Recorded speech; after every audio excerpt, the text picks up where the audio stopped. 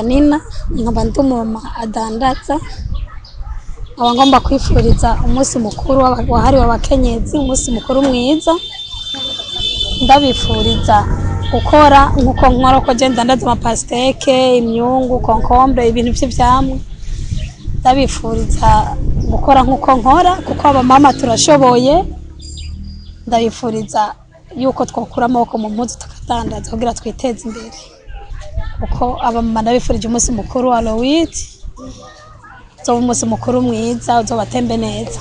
Hariho byinshi bipfa kuko umumama hari byinshi akora bimwerekeye nko kudandaza no gukora ibindi byo mu rugo byinshi, urabona ko bikora abantu b'abamama. Niyo mpamvu mama dushoboye atawuharata mama atariho atacoshoboka mu gihugu. Umama impamvu ari washoboye, urabona ngaha kwibarabara tudandaza turaba mama, nta mupapa hari. Impamvu abamama dushoboye ni twebwe nyene, urumva tubishoboye. Mu bisanzwe numva ko mu ijambo rimwe ata mama atacoshoboka kuko abamama nitwe tugwiza umwimbu, nitwe turima, nitwe tudandaza, byose nitwe tubikora. Kandi dufise ukuntu dushaka kubikora, tugategura ibyo mu rugo, tugategura n'ibyo kudandaza kuko ibyo kudandaza nibyo kwica urugo rwacu.